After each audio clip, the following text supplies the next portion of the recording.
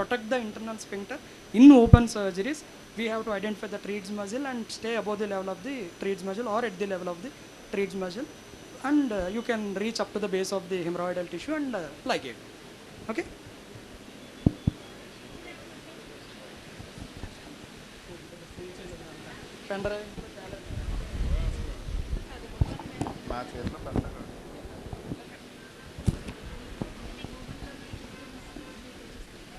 Connect చేయడానికి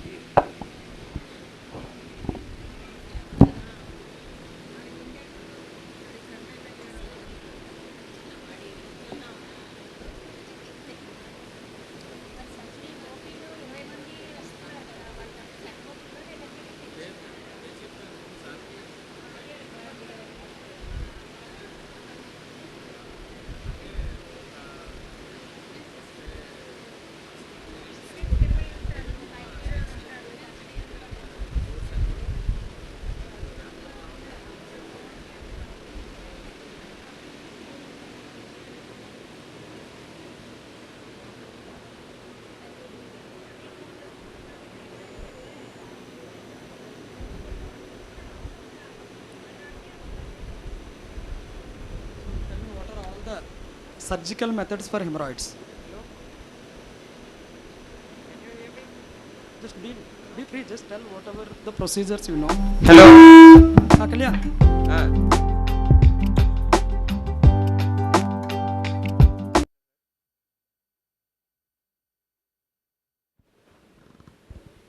We are going to start varicose veins. It will be operated by Dr. Ram Krishna-Y, vascular surgeon.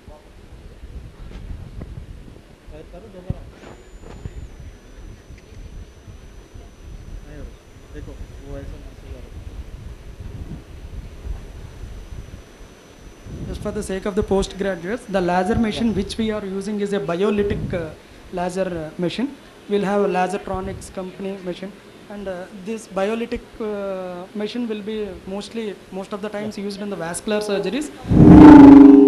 It will deliver the energy very accurately and properly, and depending on the settings will be different for varicose veins and hemorrhoids. Anyway, that will be discussed by the vascular surgeon. For hemorrhoids, as sir said, NSR sir said, 8 watts will be the setting, with joules will be for each column 220.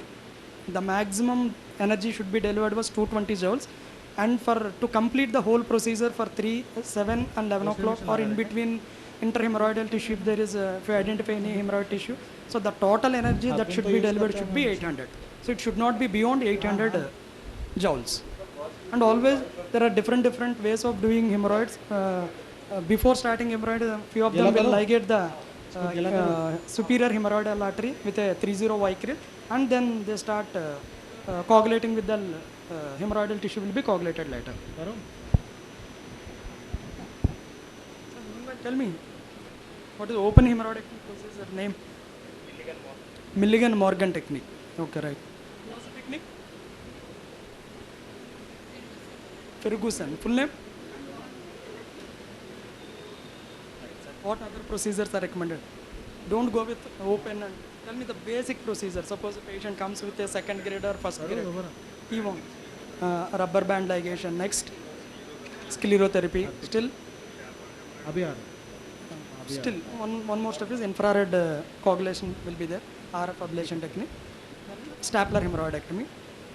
And finally, now the recent technique is laser hemorrhoidectomy. Still one more procedure. Hello. Whoever answers will get a pen. One more procedure, which is a guided procedure. A small clue. Very good. Doppler guided procedure.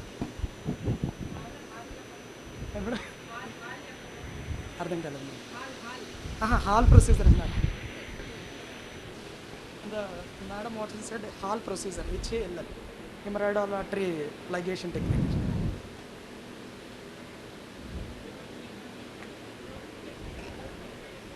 Hello. Hello. Good morning, sir. Bhima Reddy, sir. Shall I continue? Shall I address? Hello. Hello? Bhima Reddy, sir. Shall I start? Yes, sir. But we can't hear your voice, sir. Please be loud. Hello. Yes, sir. Is it clear, sir, right now? Still Hello. Hello. little bit louder, sir. Hello. Yes, sir. Now it is audible.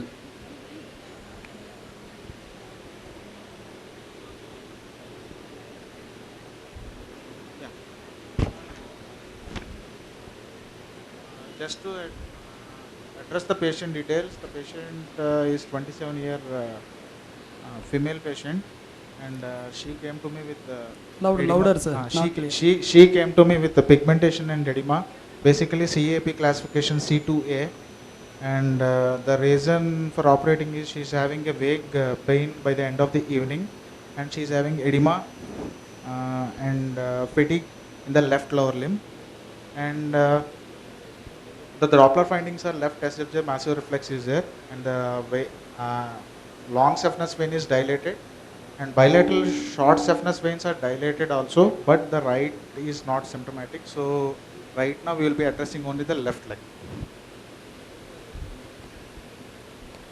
Sir, for the sake of the postgraduates, can you tell me for what grade of varicose veins will you suggest varicose veins, laser?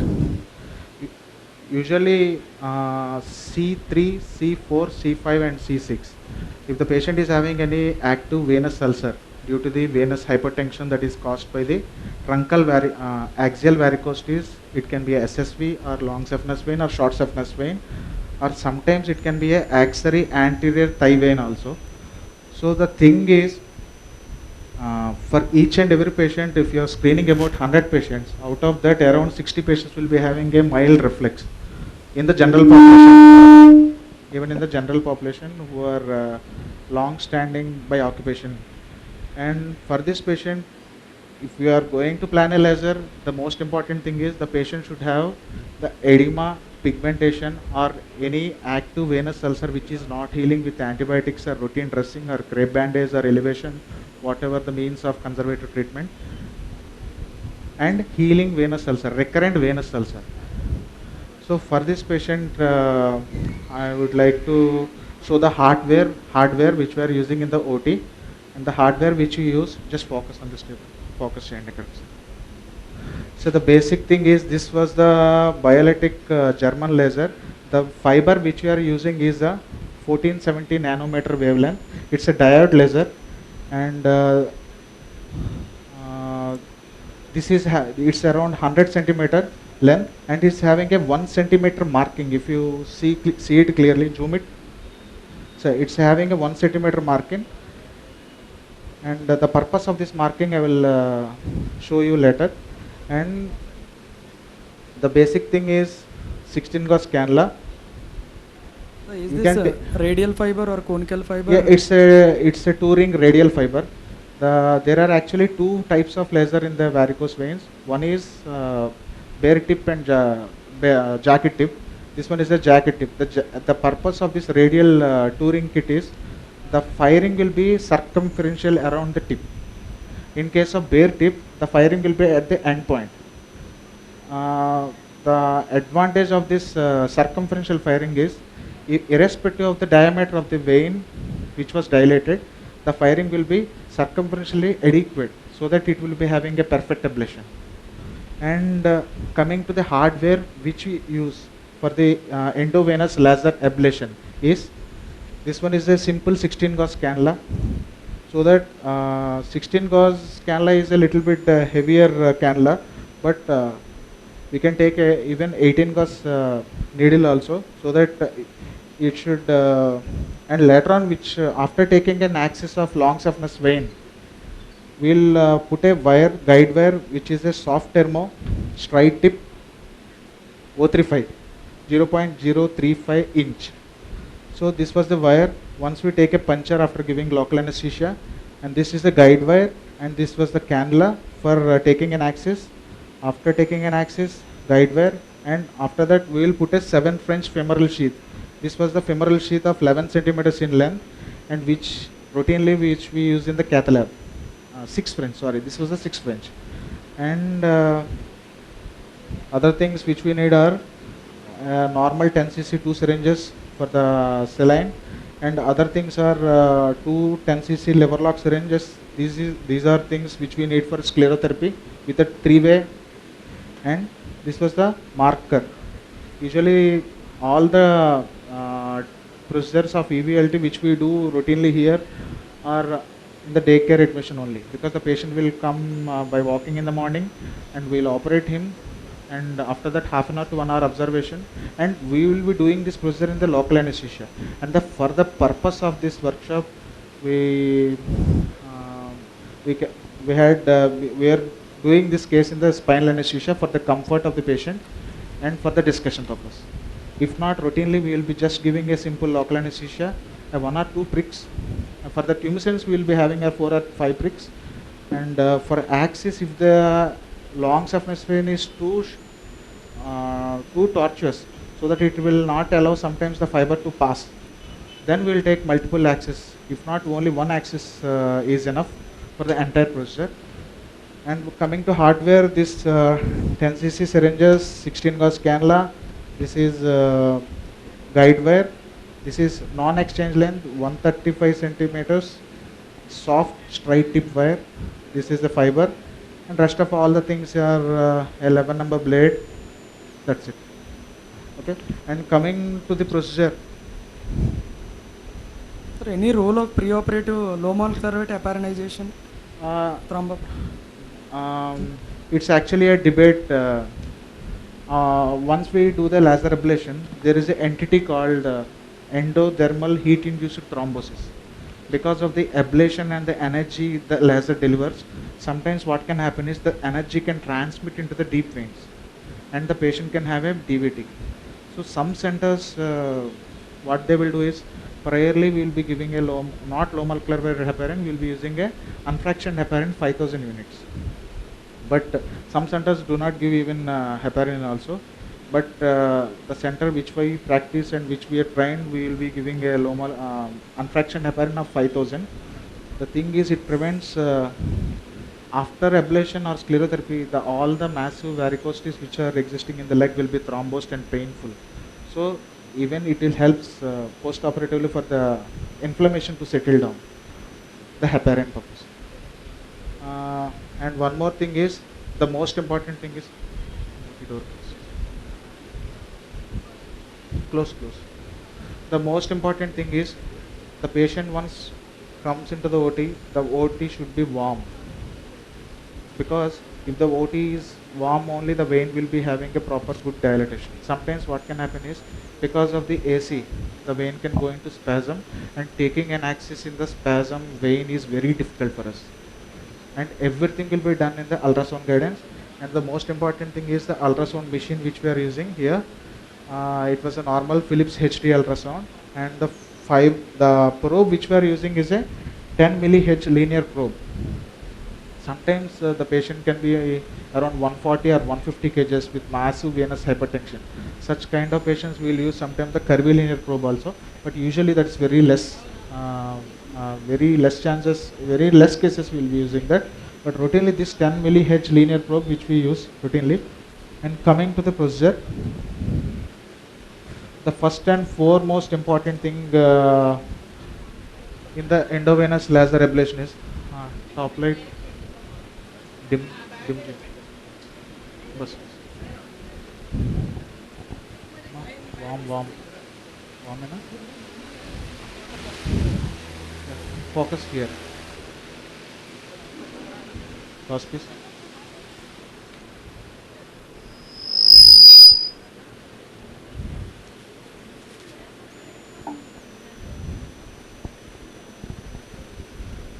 And the basic thing, the most important thing in the EVLD is, we should have a very precise knowledge of the ultrasound machine which we are using. And if we are having a very good knowledge of the ultrasound machine and the probe which we use, how to use, what are the settings which we use, how to focus, what is the depth, then it will be very easy for you. And the most important things, first of all, what we will do is screen the patient. Focus on the ultrasound, please. Focus. Zoom, zoom, zoom, zoom. See.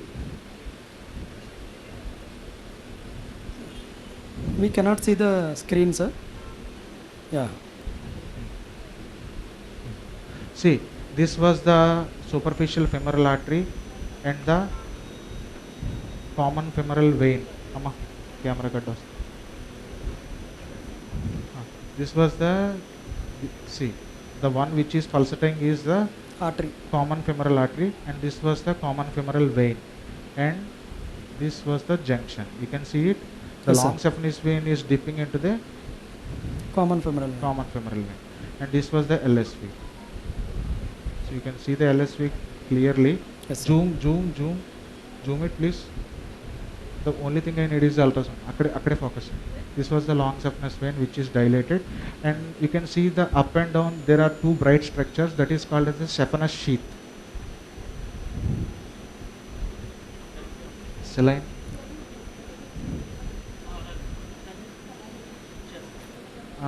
The surface marking, if you are doing the procedure in local anesthesia, then only we need the surface marking. These are the plenty of varicose discs which are communicating with the long saphenous vein. If you want, I will zoom it a little. Yeah. Yeah, the basic thing is, focus on here. The vein is dilated in the means the normal dilated, the varicose diameter, the long saphenous vein diameter will be around 3.3 in the supine position, 3 or 3.3 mm. But in this patient, while the patient is even in laying down position, see the diameter is dilated. Just see the diameter, it's dilated. By seeing the vein itself, you will come to know whether it's a dilated varicose vein. See, if you want, I can show with the opposite leg the diameter. This was not replicable. Okay, no issue. So for this, and after once we need to confirm whether the patient is having a deep vein thrombosis or not. If the patient is having a deep vein thrombosis, we cannot do the procedure. And there is separate entry called DVT with post-thrombotic syndrome. In that patients we can operate, and there is one kind of patient later on, I will discuss in the session later on. So this was the long saphenous vein. You can see the bony border here. That is a, see the, this one is the bony border, that is a tibia, and this was a basically malleolus, and this was the long saphenous vein which was I am going to take an axis. Focus here. Will you access the vein at the level of thigh or at below the knee, sir? Basically, we will take an axis at the level of ankle, or at the level of knee joint below or above, or even in the mid thigh. It depends upon the vein diameter and tortuosity. No, go ahead.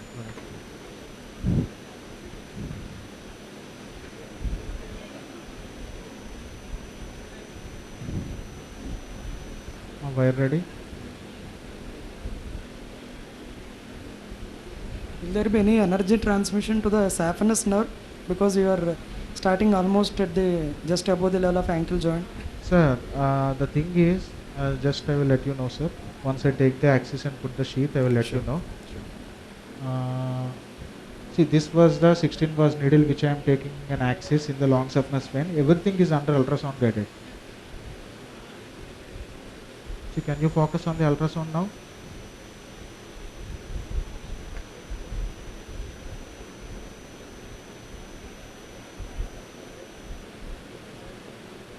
Actually, this patient is too thin.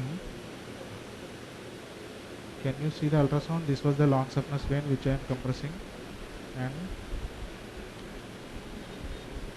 see, this was the needle, and it was into the vein lumen, and yeah, it was in the lumen.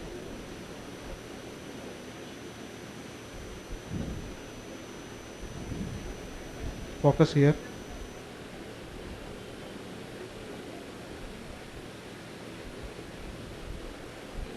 And now I am passing the guide wire, which was 135 centimeters long, a straight thermo, soft tip, straight.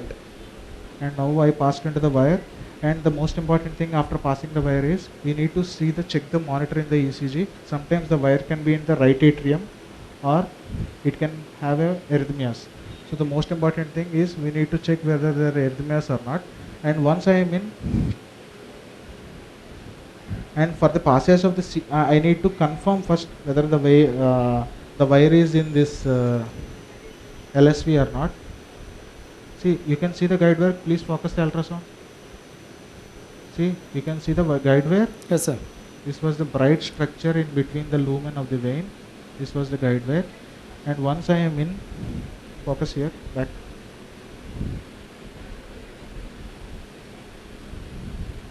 And I am giving a small nick with a 11 number blade so that it will be easy for me to pass the 6 French femoral sheath.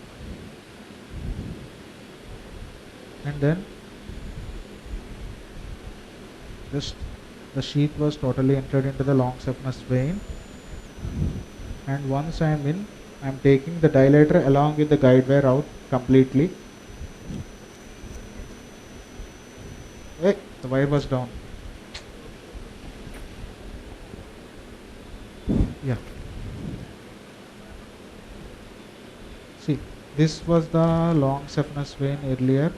The sheath was into the long saphenous vein. You can see there is a... Yes, sir. See, this was a longitudinal image. Can you see the sheath? Yes, sir. The sheath was a 2 bright lines which was totally in the Yes. long saphenous vein. And the most important thing is, while taking an axis, we should have a what do you call this? We should not double puncture the vein. If you are double puncturing the vein, there will be a hematoma and there can be a spasm of the vein, and sometimes the axis will be like a hell for you. You cannot even enter the vein itself.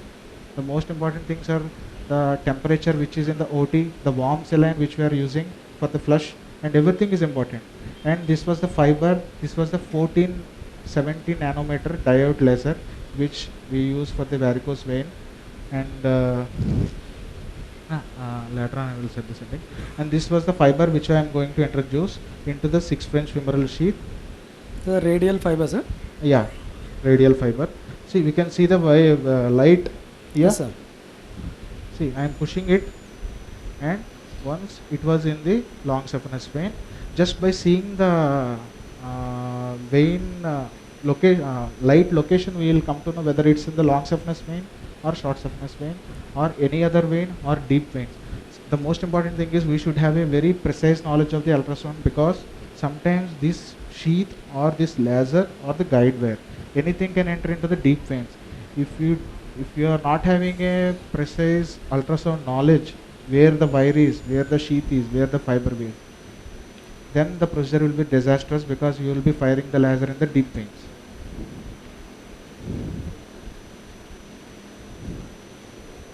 And see, and once I am in, I will comfortably know the feel of the vein, whether I am in or out. I am quite comfortable right now, because it was, see, the light is at the groin right now. See, you can Yes, see, sir. you can see the light. Now I will show you clearly in the ultrasound machine what is the where is the junction and where is the location. Focus on the ultrasound, please. See, right now this was the junction and the fiber is this one. I am seeing in a longitudinal view of the ultrasound.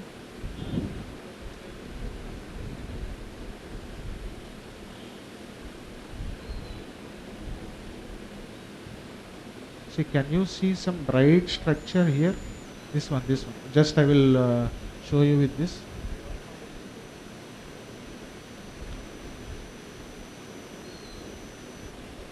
See, this was the fiber. Can you see? I am moving it. Yes, sir. I will show you clearly somewhat.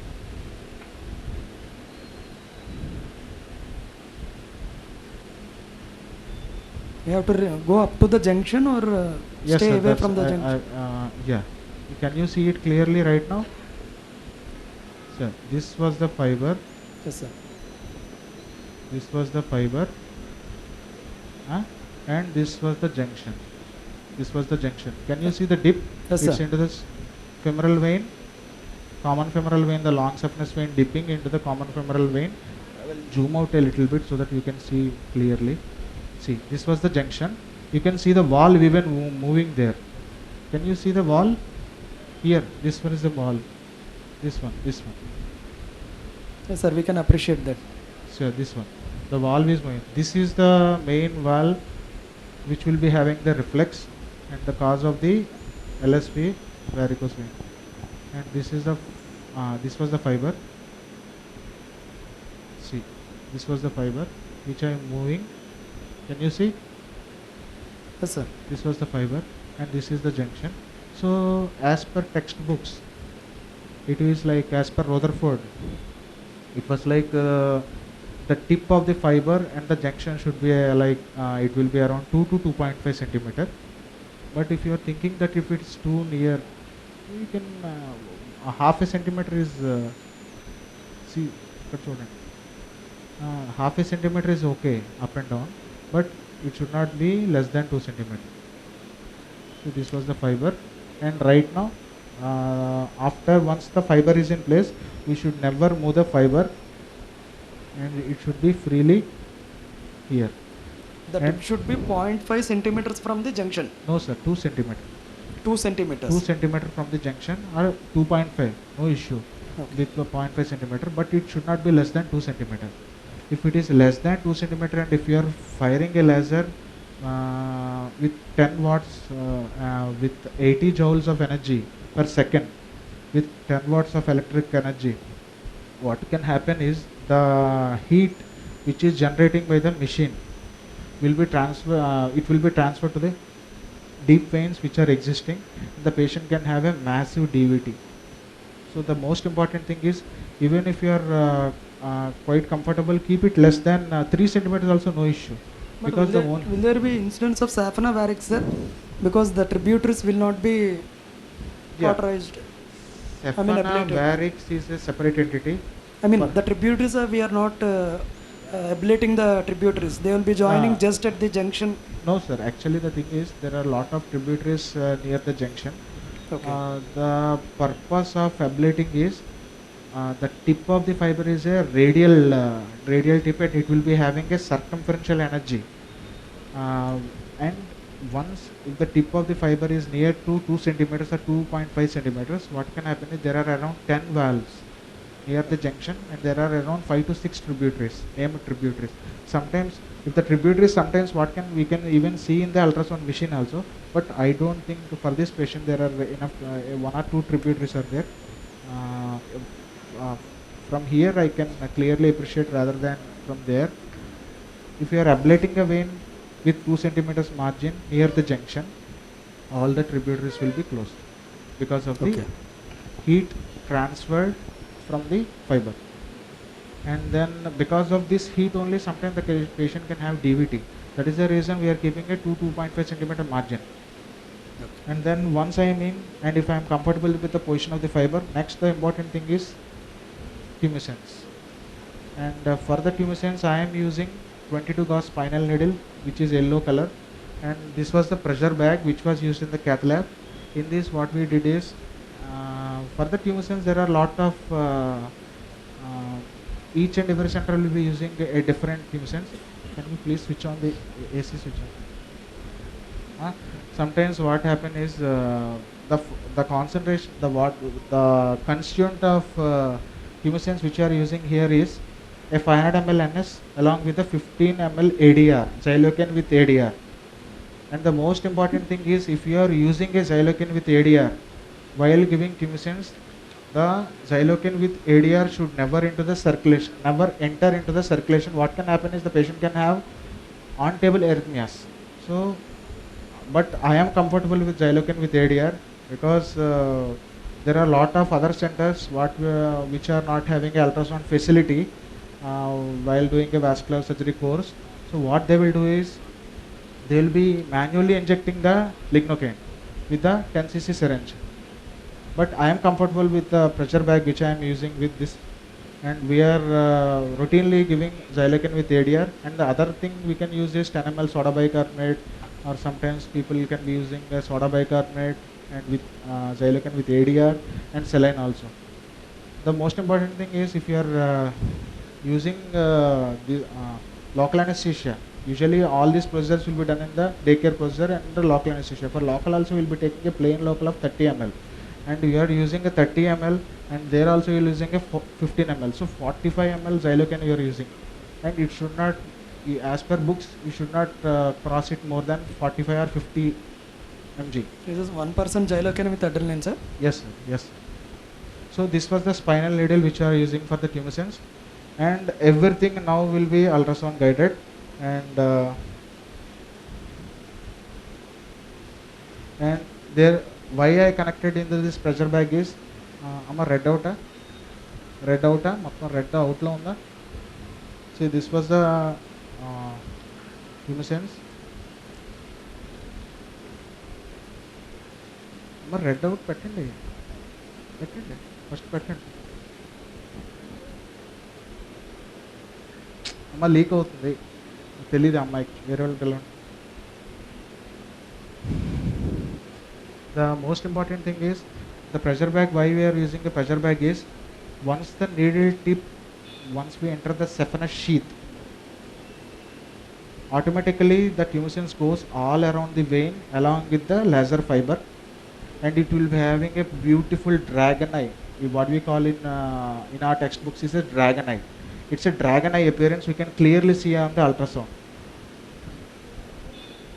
My bag పనిచేస్తుందా లేదా?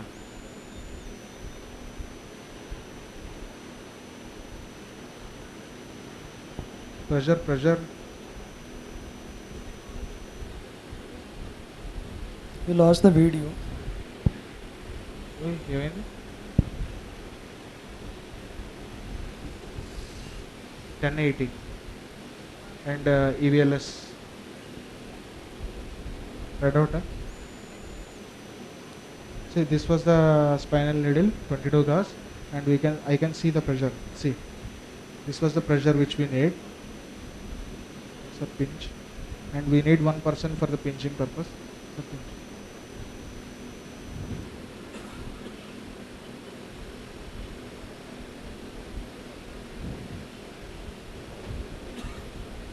On, sir, release. Ma, ఇక్కడ దగ్గర పెట్టండి.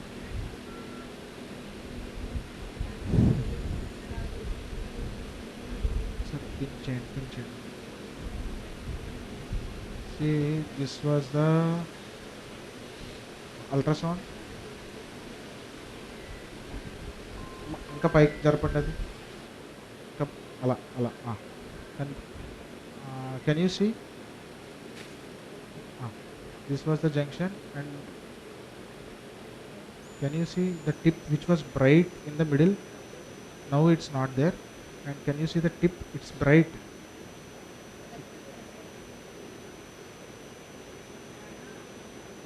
See, you can see even the one valve is moving there.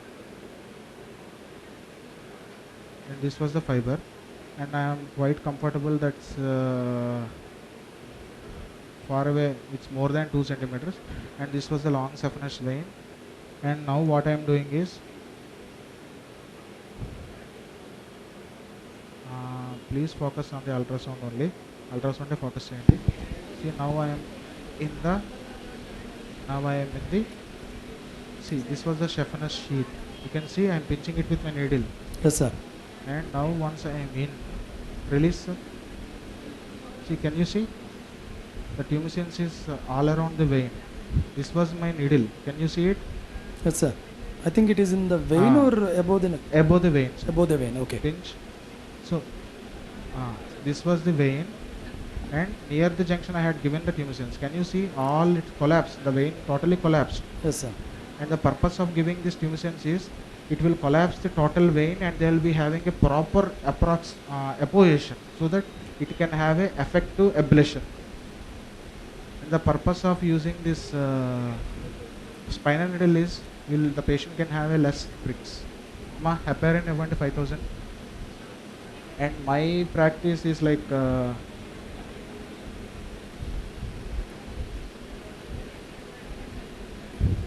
during the procedure itself you will give heparin.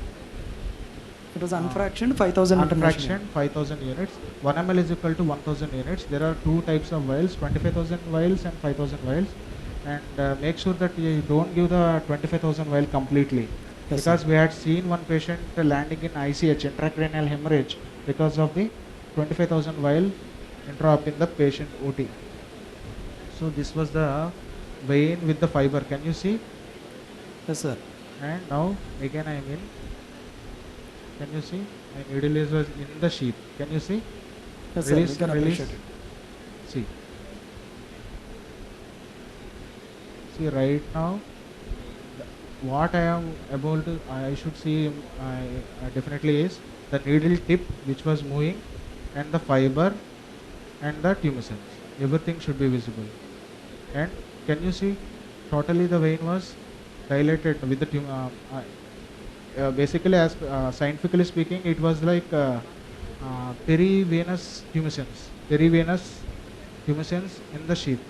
See here, till here there is a tumescence now, and here there is no tumescence. So again I am taking an axis below, and I am in again. Release. So the entire segment of GSV has to be done tumescence. Yes, sir. Yes, sir. If you are not, if you are confused with tumescence, sometimes patient can have a pinch. Patient can have a skin burns. So be liberal with the tumescence, no issue. The most important thing is under ultrasound guidance only everything should be done. Release. Can you see?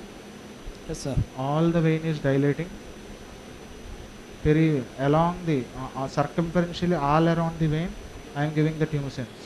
Amma read out, pressure read out, and make sure that the pressure. Hey! ఎవరికైతే తెలుసు వాళ్ళు పిలవండి అమ్మా.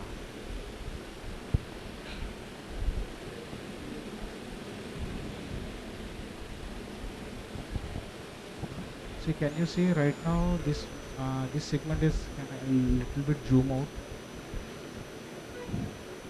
See, this was the vein. All around it was the earlier it was clearly visible. Now all around it was there is a tumescence. You can see the black structure. In our textbooks it's called as a dragon eye appearance. The tumescence all around the vein should be visible like this. If your vein is clear like this, if your vein is clearly like this, it means we should give more tumescence. Release. Release. Sir, what precautions need to be taken while doing this procedure, sir? Because if it goes directly into vein. Sir, that is the reason, sir. Sir, ekkado kink undamma tube. Endukamma? ఏమైంది అమ్మా? ఏంటి pressure లేదు దానికి? ఇది కాదు, తెలిసిపోద్ది నాకు. ఇంకా ప్రెషర్ ఉండాలి. ఏంటి ప్రాబ్లం? టెక్నీషియన్ ఎవరు?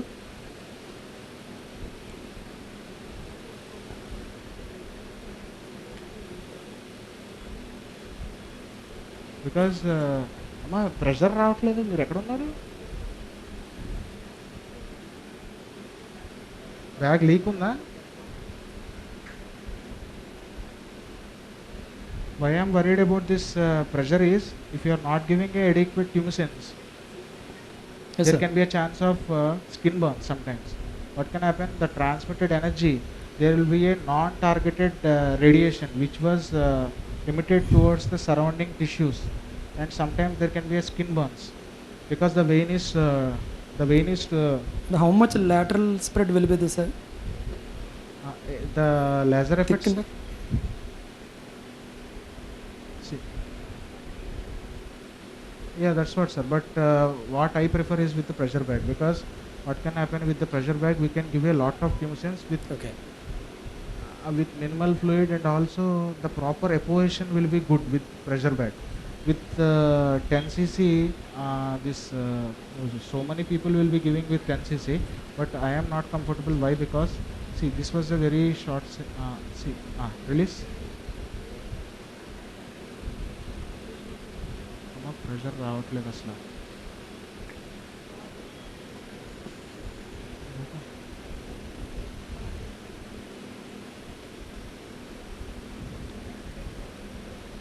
అది ఓపెన్ అయి ఉంది సార్. సార్ ఇప్పుడు వస్తుందమ్మా, వస్తుంది. See right now, can you see, zoom in? Yes, sir. Can you see? It was a beautiful picture where we can see the needle. This was the needle, Needle, the yes, top one. The between one is a fiber, Fiber. laser fiber. You can see all around the saphenous sheath there is a tumescence. And the advantage of this spinal needle is with one prick we can give around 10 centimeters. If you are taking a shorter needle, patient needs a plenty of pokes. And this was a long saphenous vein with tumescence. And then this was the vein which was not given the tumescence. And again I am giving the tumescence. So total 500 ml NS with 40 ml Xylocan with adrenaline. 15 ml, sir. 15 ml. Release, sir.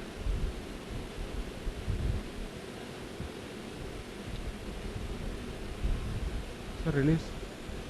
It's like a regular calculation only. 7 Yes, ml, sir. 7 ml per kg. Sir, it's like institutional protocol, sir. It's not actually fixed. What Okay. we need to give is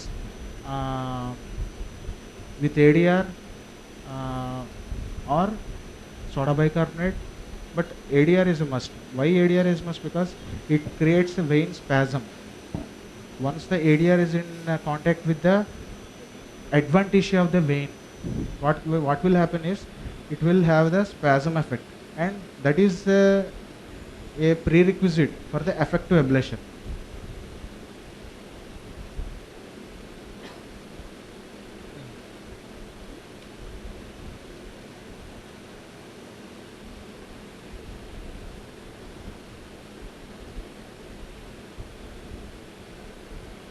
Release.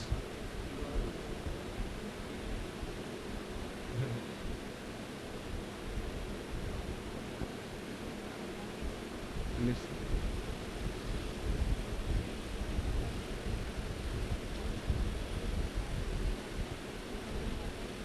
And while giving the tumescence, the most important thing is have a good look on the ECG leads so that there should be no arrhythmias.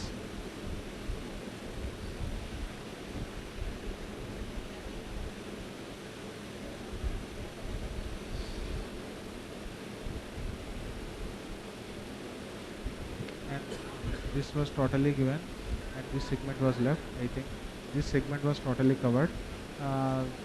This segment was totally covered, and then this segment was left near the knee joint.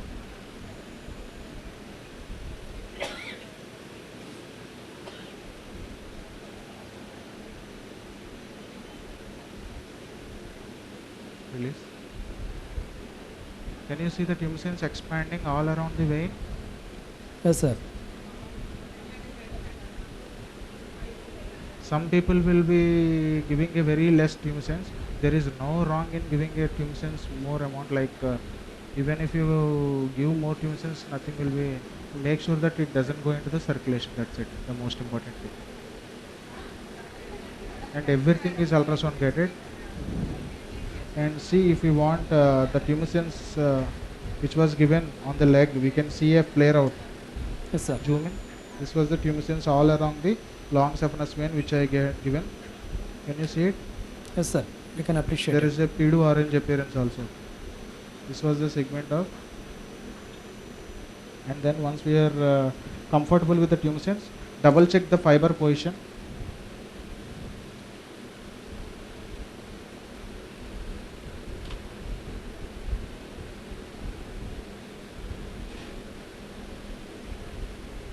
See, this was the fiber. Can you see the bright tip? Yes, sir. And this was the junction. So we are very far away and we are okay with the firing now. Very far away. So make sure that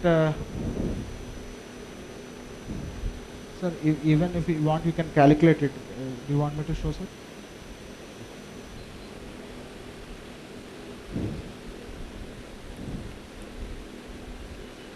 Sir, this was the junction. Focus on the ultrasound. Ultrasound focusing. This was the common femoral vein, and this was the long saphenous vein, and here we can see the bright spot. Here Yes, sir. it's not there. Here we can see the bright spot. So if you tilt it in a launch, see, this was the tip of the fiber, and because we are not able to see the clear junction is we had given the tumescence. The vein was into the spasm, and this was the tip. If you want to have a measurement exactly where we are, we can measure it even with the ultrasound. See, this was the junction, and this was the tip. If you freeze it, and then we can measure it. See, this was the Sir, please be loud, sir. yeah. This was the tip. This was the tip of the laser. Okay, Yes, sir. and I had selected it and come here. See, you can see the length there, up here. Okay, sir. 2.5 centimeters. centimeter. So I am far away, more than 3 centimeters. Even if you want, we can keep it a little. We can keep it a little forward push. No issue. Here, you can have it a little in, but make sure that it doesn't matter if you are 2.5 or 3. Make sure that it was not too near to the junction. That's it. Simple thing. Okay. And then the settings of the laser. Yes, sir. And the settings which we are using, this was the Bariatric German laser. The fiber which we are using is a 1470 diode laser, and the mode which we are firing is a EVLS signal mode, and the energy which we are using is a 80 joules per second. The thing is, it depends upon the vein depth from the skin. If the patient is too obese, we can ideally, as per the machine, it was like 10 watts and 80 joules for LSV, and for short saphenous vein it was 10 watts and 50 joules, because the short saphenous is been too near to the skin surface. So if that You depends prefer upon 10 watts, sir? sir, 12 or 10? 1080 sir, for the long saphenous vein. Okay. Watts I'm asking, sir. 10 watts sir, 10 watts, 80 joules energy sir.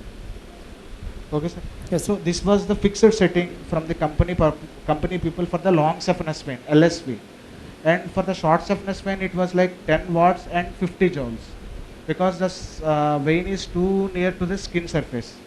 And it depends actually what happens. I sometimes what I will do is, if the vein is, this patient is too thin patient with less subcutaneous fat, what we will do is we can use 70 or 60 sometimes, but we should have an effective firing. That's it, simple thing. The vein should be ablated and the wall should be opposed completely.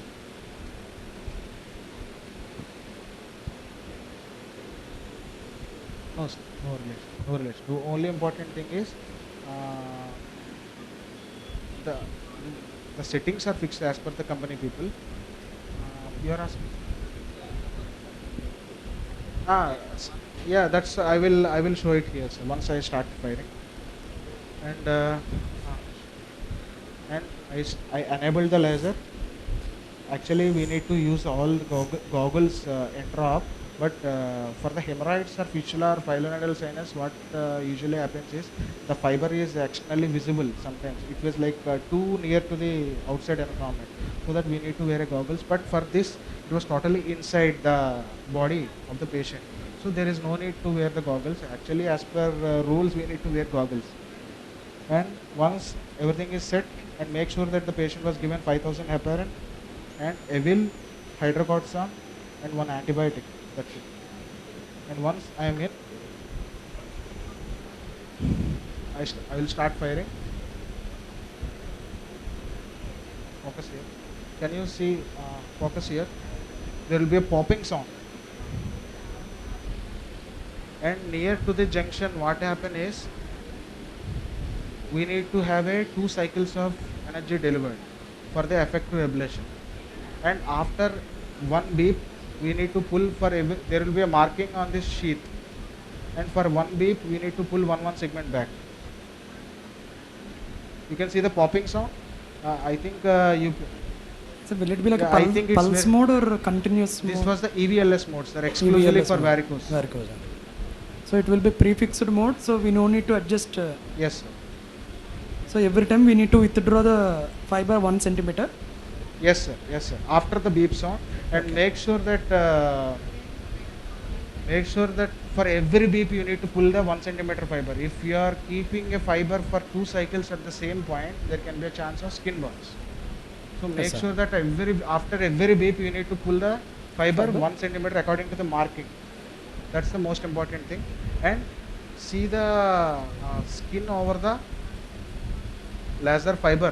If you are having some kind of heat or some kind of charring smell in the OT, that means the energy delivered by the laser is more for that patient, and we need to decrease the energy 60 or 70, whichever you are comfortable. And then again firing. And if you want to see the firing clearly, you can show even in the ultrasound.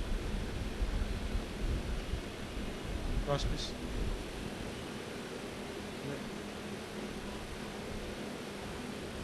Zoom further. See, this was the ultrasound. See, this was totally ablated. Can you see? The vein was earlier. The vein was.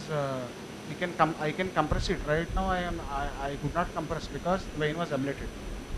And this was the fiber. Can you see the fiber?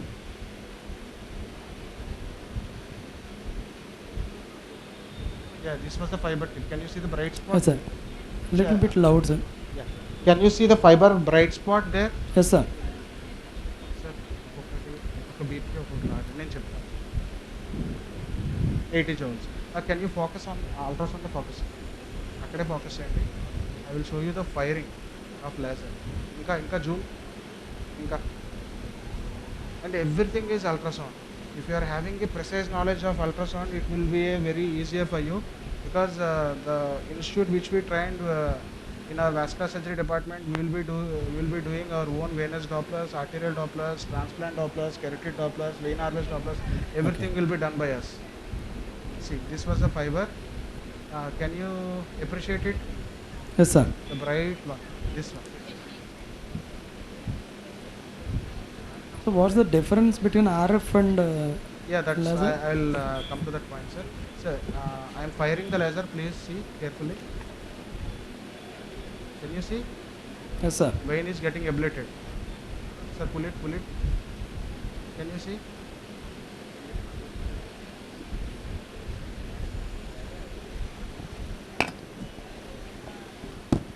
Can you see?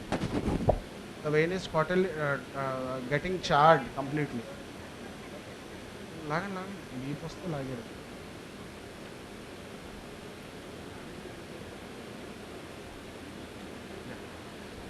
So like this, till the level of knee joint, we need to fire the laser depending upon the depth from the skin. If the depth from the skin is too less, and even if you can give the tumescence very well, so that we can even fire till the knee joint, but depending upon the patient depth from the skin to the laser depth, will decide the firing. Can you focus here? Fire.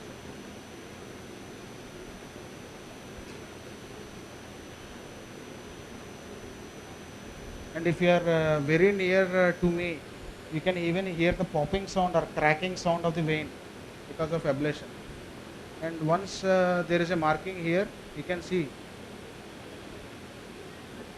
this is an indication that the fiber is there are 4 marking here. It indicates there are it is like 40 centimeters into the vein.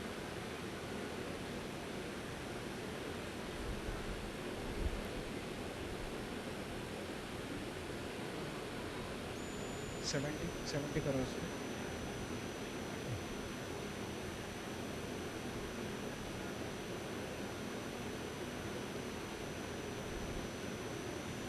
And this is actually for the demonstration purpose. What we had given is a simple case, a straightforward case. Why? Because sometimes the fiber doesn't even enter into the axis vein, and the vein will be tortuous and massive. Sometimes we need to do a lot of maneuvers.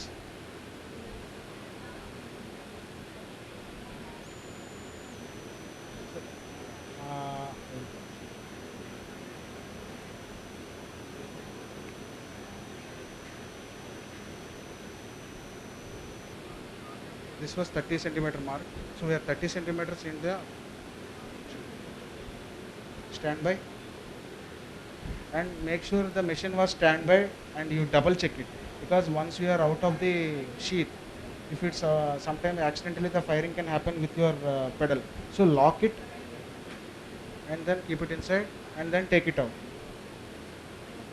So this was the fiber, and if you want to see exactly till where you had done, you can measure it like this.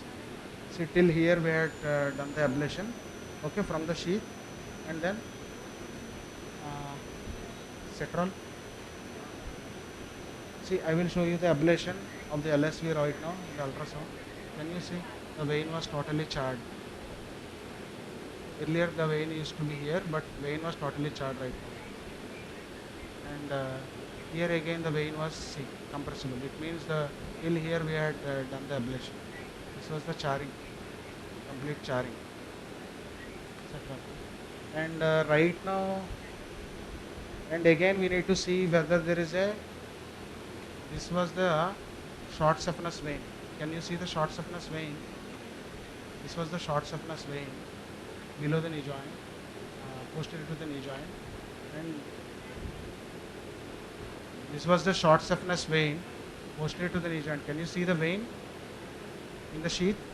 But I don't think there is a significant reflex because it was small in diameter, very small. If you want, you can measure it also. I don't think it was like having reflex, and as per report also there is no reflex in the SSV. And and explaining to the patients is very important, because once we have done the LSV ablation, if the patient can have a recurrence in the short saphenous vein, and patient can come again to you, and they will say that, sir, you did the laser, why it recurred again? So we need to tell the patient that there are two kinds of axial veins. Only one was ablated and one was left, and there can be a chance of recurrence, definitely. And other thing is, next the rest of the LSV is patent till the sheath. And what about the length of the vein, which was from here to here?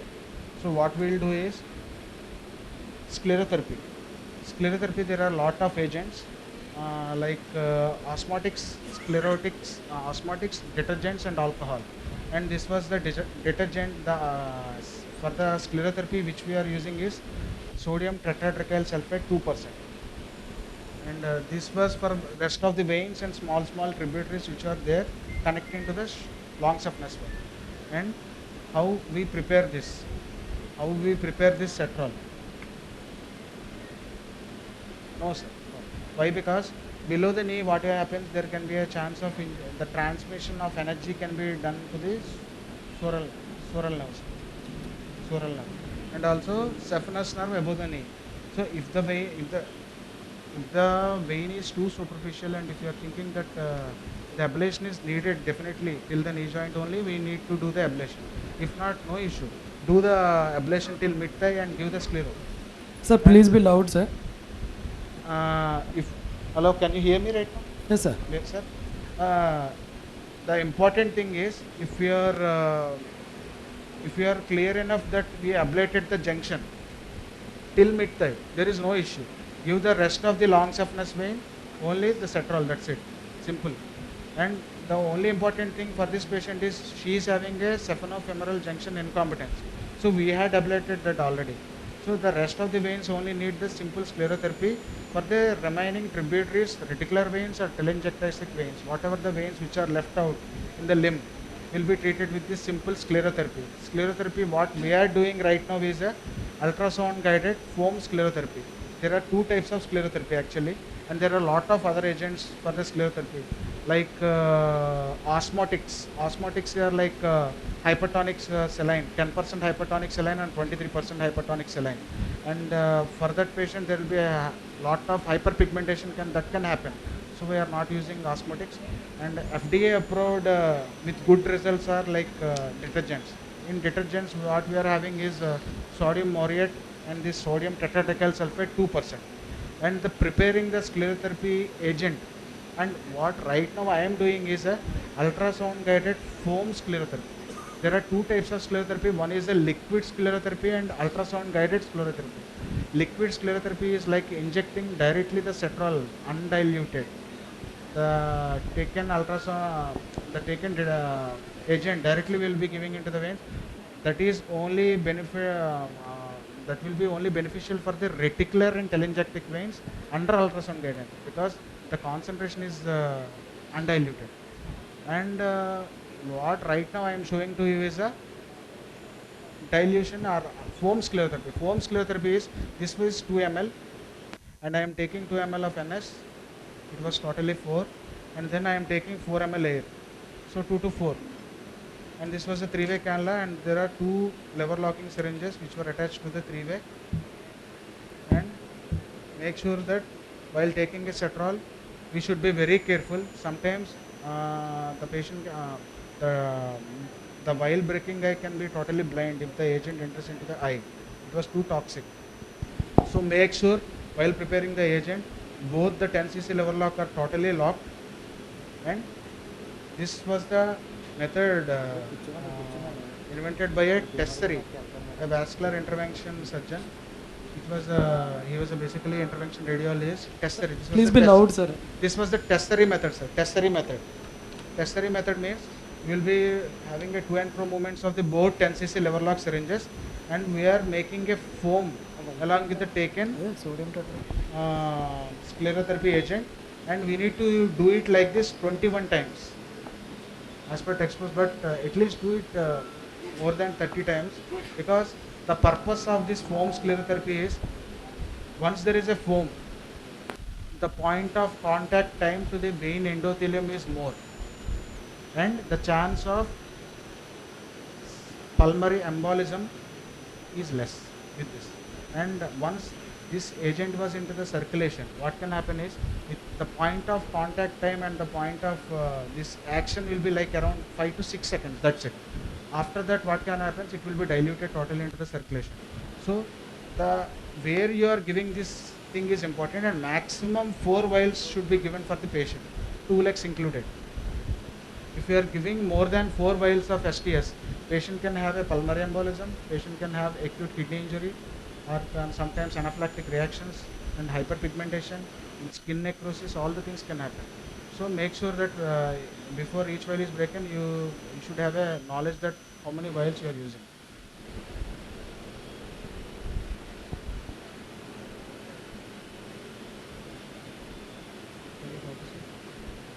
And this was the sclerotherapy right now going into the circulation. Can you see the milky precipitate going in, and give it very slowly while withdrawing the sheath, so that every segment of the vein is covered.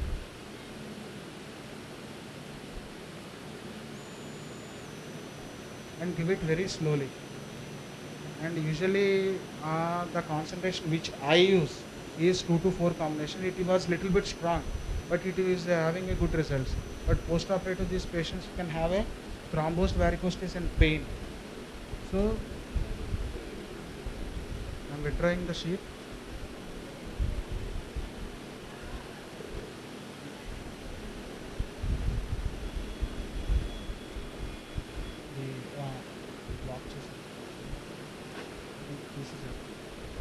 And make sure, see, now I will show the ultrasound guided form, ultrasound. Can you see the form, the bright So please be loud, sir. Can you see the foam which was in the ultrasound? The top one, can you see? There is a foam like a snow-like structure. Can you see totally? Yes, sir. Below the skin. Yes, sir. Can you see? Appreciate it. I can show you the long saphenous vein from here itself. Can you see the total zoom? Zoom change.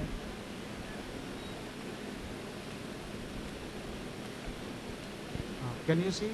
This long saphenous vein is totally Yes, sir. sealed with sclero, and there are a lot of other subdermal vein capillaries which were this one. Can you see this one? These are all subdermal vein capillaries which were filled with sclero. And can you see even here till the mid thigh,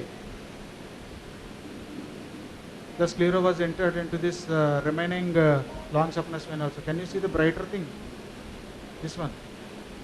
This was the long saphenous vein. Yes, sir. And totally the sclero was entered into the long saphenous vein. The only important thing is we need to have a precise knowledge of the ultrasound. If not, everything will be blind.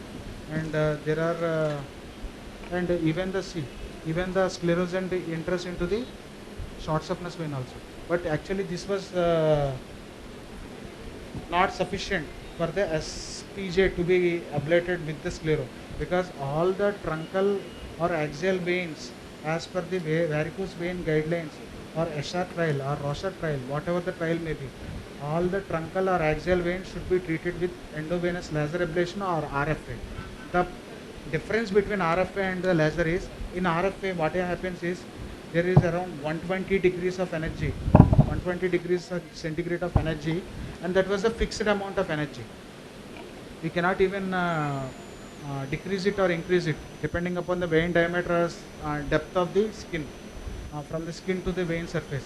But in case of laser, what we can do is, this was the 1470 nanometer, and it was a water specific wavelength laser. Because why I am saying water specific is, the older wavelength lasers are like hemoglobin specific.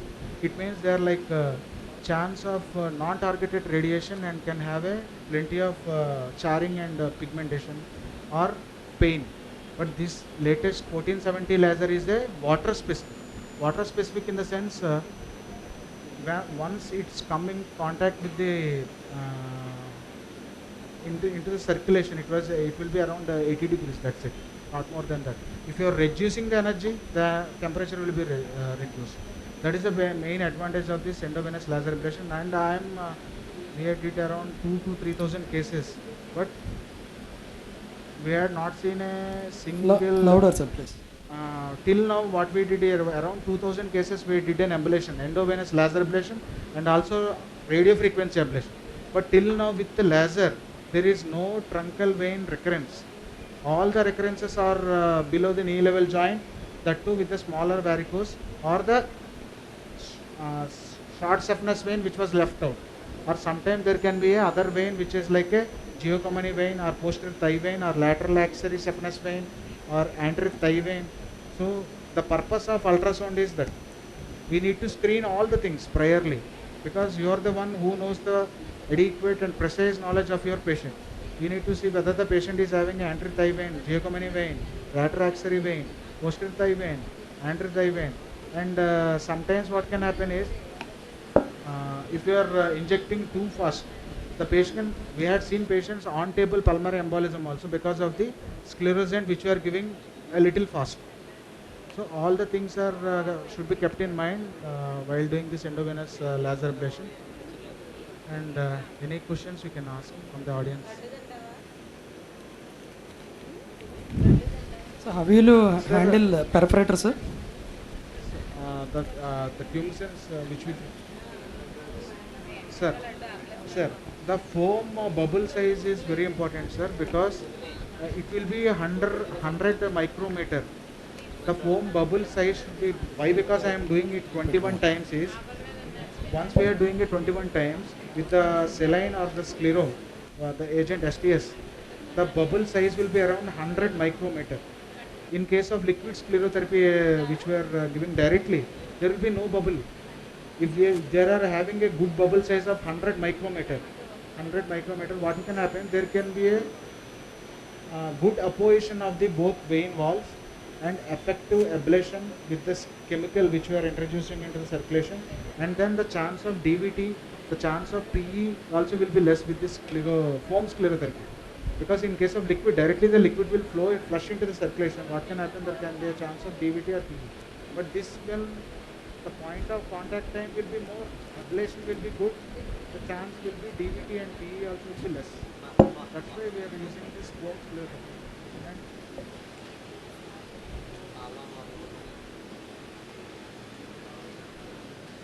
That's what, sir. If you are preparing it well with 21 times or 30 times, this is actually a good method, testing method.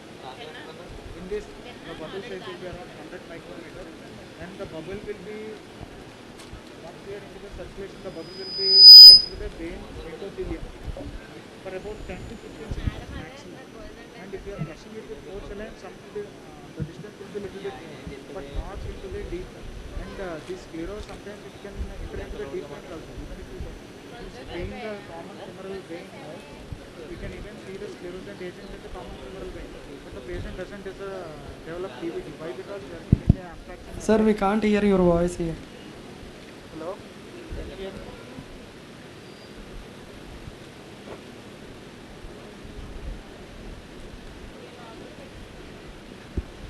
Can you hear me?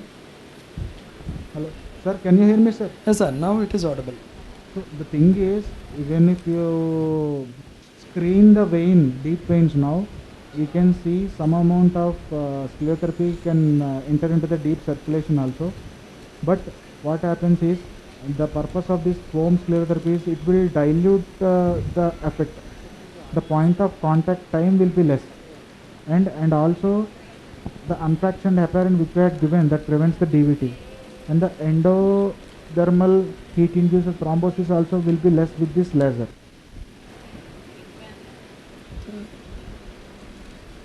Sir, how will you handle the perforators?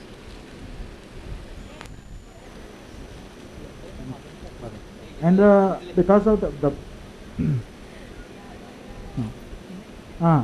and the main purpose of giving this, to be simple, sir, the main purpose of this sclerotherapy is the bubble size.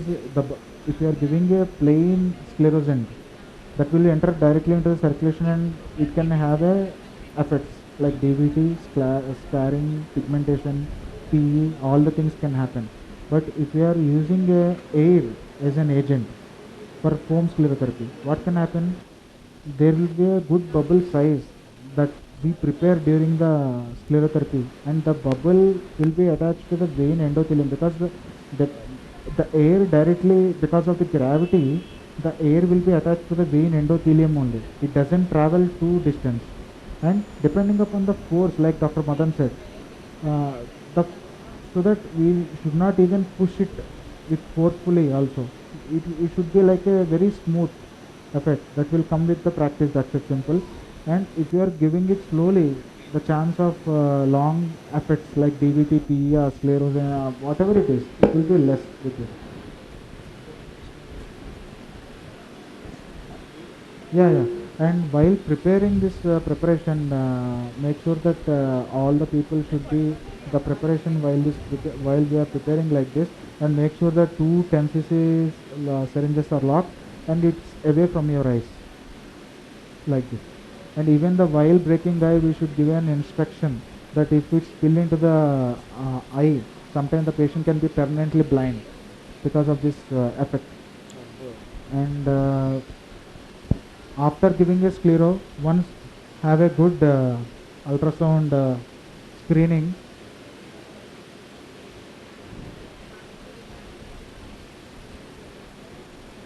See, this was the common femoral vein, no DVT as of now, and this was the long saphenous vein totally charred out. Can you see it? Earlier we can see the clearly vein, now it was totally charred out even with sclero, and there are no residual veins left.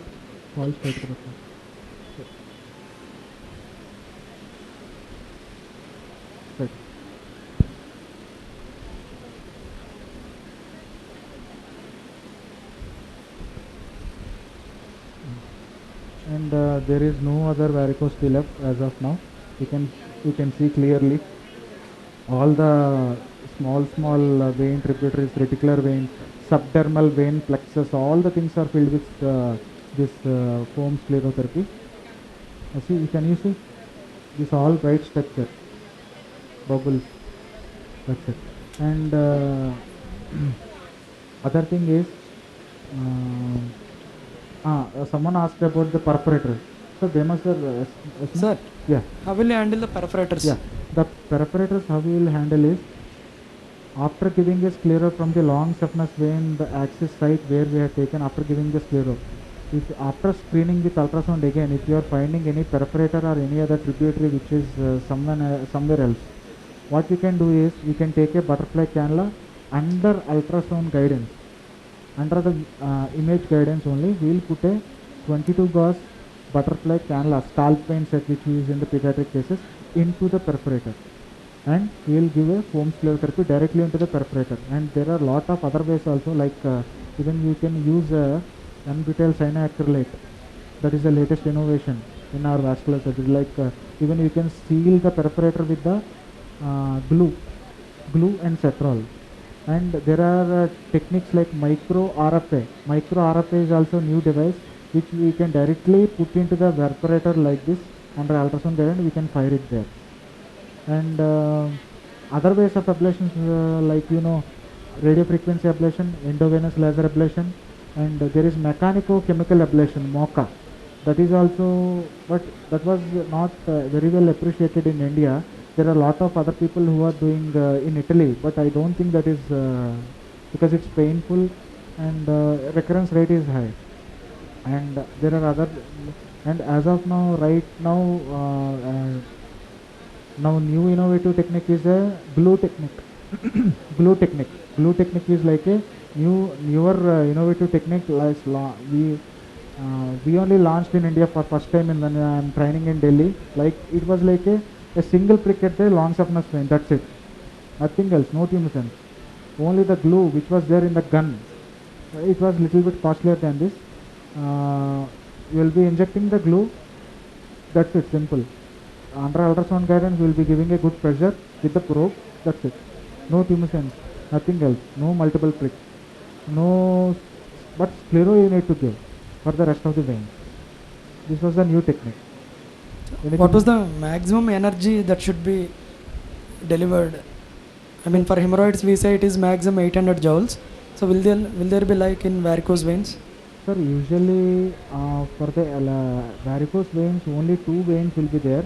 Okay. Sometimes sometimes what we can do is the anterior thigh vein also there can be having a reflex, and for that we need to take a separate sheath axis, put a fire, and for total 3 veins. One is anterior thigh vein, one is long saphenous vein, one is short saphenous vein. Yes, sir. That's it. Other than these 3 veins, rest of all the veins can be dealt with the sclerotherapy. Okay. And for these 3 veins, maximum to maximum, only the firing time, it will be not more than 3 minutes. 3 minutes only, no? Huh? No, for all, maximum 3 minutes now. It depends upon the length of the vein, as he said, because if the patient is like a 6 foot or 6.4 feet, if the long saphenous is long enough, maximum, it's our wish. Actually, the thing is depending upon the skin diameter, skin to vein distance. If the vein is too superficial, I won't even fire it till here. I will only fire till mid thigh only. Yes, sir. Maximum 280 to 300 joules, I think. Anything else, sir? If you identify saphenopoppliteal incompetence, will you handle at the same time or? Yeah, will be handling. As of now, that's why I screened the short saphenous vein for this patient. Yes, sir. But the short saphenous vein is not more than 3 mm also. It's very small. So if there is a short saphenous vein, the important thing is short saphenous vein taking an axis of the short saphenous vein is a little difficult, but we can do it at the same sitting, no issues. Long saphenous, short saphenous, anterior thigh vein. We have dealt the patients with short saphenous, long saphenous, anterior thigh vein, circumflex thigh vein also. And there are some kind of maneuvers which we use. If the vein is too tortuous, and if it's not entering into the SFJ, even we can take an axis here also. But make sure that the fiber doesn't go too much into the circulation, because if you are taking near a mid-thigh axis, the sheath only will be occupying half of the length. So how the fiber will be into the junction? So sometimes the sheath can fire into the laser can fire in the sheath itself. So we need to be very cautious. Sometimes if the laser is fired in this sheath, what can happen? The plastic can be in the subcutaneous tissue, and that can have a granuloma. So make sure that the sheath, the fiber should not be fired in the laser. The laser should not be fired in the sheath. And if you are quite good in ultrasound, everything can be done in the ultrasound. We can withdraw the sheath slowly, and even you can do sheathless also. But it's a little tricky, and you need to have a lot of practice for that.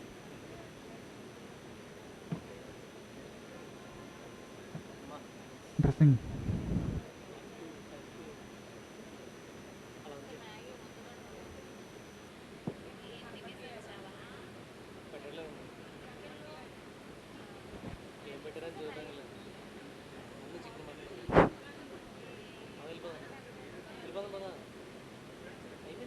Hello? Hello? Hello? Hello?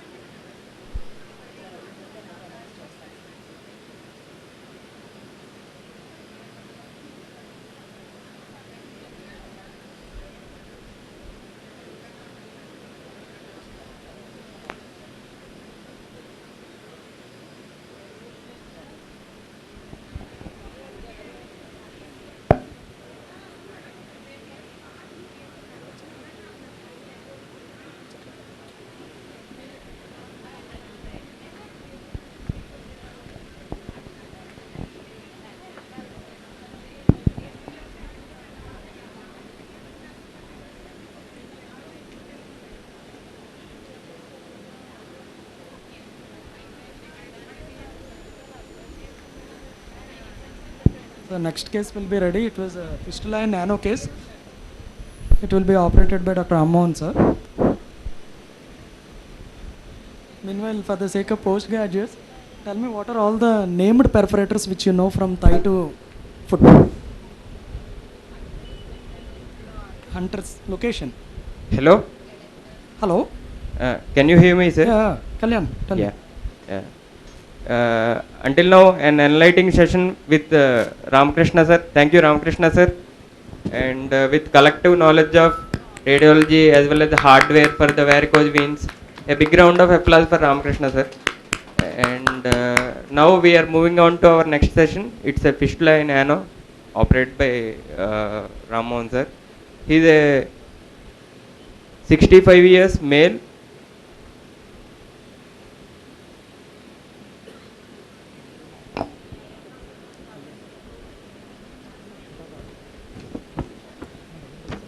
Uh, 64 years male, came with the complaint of pus discharge from the left side of the perianal region since 1 year on and off. He is a known hypertensive, not a diabetic, no other comorbidities. And clinically, per examination, per rectal wise, external opening at 5 o'clock, and there is internal opening visible, which is at the 6 o'clock, and we have evaluated him with MR fistulogram, which revealed transsphincteric fistulous tract